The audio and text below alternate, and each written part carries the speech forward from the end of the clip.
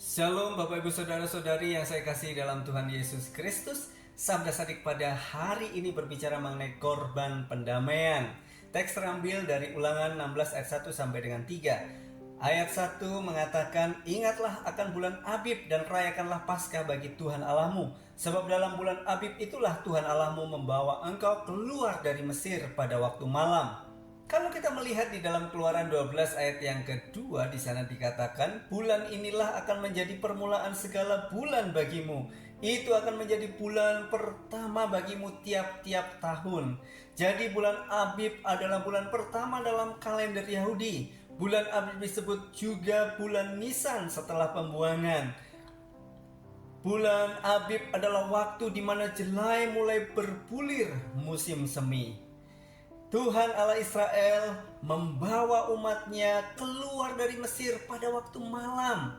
Ya, Tuhan bertindak menebus manusia dari dunia atau dari Mesir yang dicengkram dosa pada waktu malam. Perjalanan bersama Tuhan dimulai sejak saat itu, berbalik dari Mesir menuju ke tanah perjanjian untuk menaklukkannya. Di sini pertobatan berarti berbalik dari hidup yang lama dan pergi menjauhinya. Merayakan Paskah berarti merayakan hari di mana umat diluputkan dari bahaya maut karena ada sapuan darah korban anak domba untuk setiap keluarga. Ini adalah hari dimulainya penggenapan perjanjian Allah dengan nenek moyang Israel. Allah yang menebus Israel dan membebaskan dari perbudakan Mesir. Pembebasan manusia dari perbudakan dosa. Tuhan adalah Tuhan Israel, pribadi yang memiliki Israel, dan Israel menjadi umat kepunyaannya.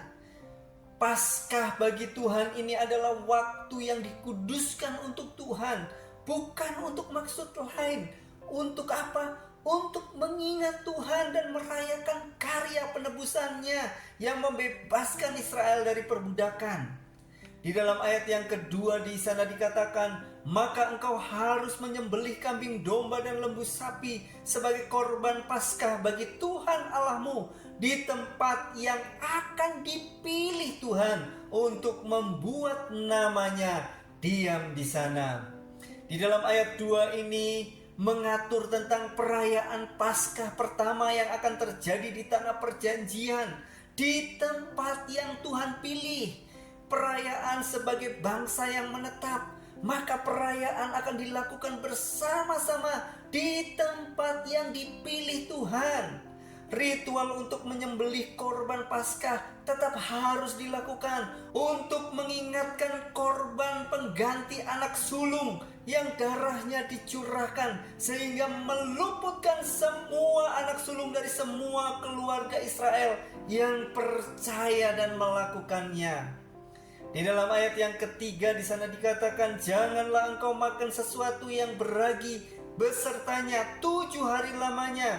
Engkau harus makan roti yang tidak beragi besertanya, yakni roti penderitaan. Sebab dengan buru-buru engkau keluar dari tanah Mesir." Maksudnya supaya seumur hidupmu engkau teringat akan hari engkau keluar dari tanah Mesir. Roti tidak beragi berarti roti penderitaan. Ini untuk mengingat karya penebusan Tuhan keluar dari Mesir dengan buru-buru atau secepat-cepatnya.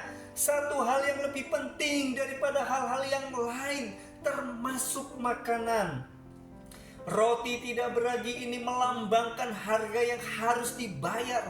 Tubuh Tuhan Yesus Kristus yang dikorbankan untuk penebusan kita. Roti tidak beragi ketika dibakar harus ditoreh atau ditusuk-tusuk, melambangkan tubuh Tuhan Yesus yang dicambuk dan dipaku. Di sini mengingatkan karya penebusan Tuhan, harga yang harus dibayar seumur hidup, yaitu supaya kita seumur hidup teringat akan hari engkau keluar dari tanah Mesir. Di dalam ayat yang ketiga bagian B, maksudnya supaya seumur hidupmu engkau teringat akan hari engkau keluar keluar dari tanah Mesir. Inilah tujuan perayaan Paskah, mengingat karya penebusan Tuhan dan harga yang harus dibayar seumur hidup. Berbalik dan meninggalkan Mesir atau dunia ini dan kehidupan yang kelam, kehidupan yang penuh dosa, ini juga seumur hidup kita. Oleh karena itu jangan pernah mengecilkan arti dan harga penebusan. Jangan pernah berhenti bertobat dan berbalik dari dosa. Di dalam ayat yang ketiga dan ayat yang keempat ada 3 kali kata jangan di dalam memperingati Paskah dan 7 hari roti tidak beragi. Yang pertama, jangan makan sesuatu yang beragi dengan daging korban itu. Harus makan dengan roti tidak beragi 7 hari lamanya. Jangan ada ragi dimanapun 7 hari lamanya. Jangan menyisakan daging korban. Ada 3 kali kata jangan. Ini menunjukkan ajakan Tuhan untuk berpartisipasi melakukan apa yang Tuhan perintahkan, menundukkan kehendak bebas kita untuk mengikuti perintah Tuhan. Oleh karena itu, Bapak Ibu yang saya kasih dalam Tuhan Yesus Kristus, makan korban dengan roti beragi itu berarti mengotori penebusan sempurna Kristus dengan dosa. Di dalam hidup umat percaya yang sudah ditebus, tidak boleh ada dosa yang dibiarkan. Buang semua dosa. Di dalam seluruh kehidupan lama kita harus dimusnahkan. Dan daging korban yang dimakan habis pada waktu malam, ini berbicara penebusan Kristus hanya sekali, bukan untuk dilakukan berulang-ulang. Kiranya kebenaran firman Tuhan pada hari ini memberkati kita semuanya. Kita akan terus menghargai korban penebusan Yesus Kristus bagi kita semuanya. Amin.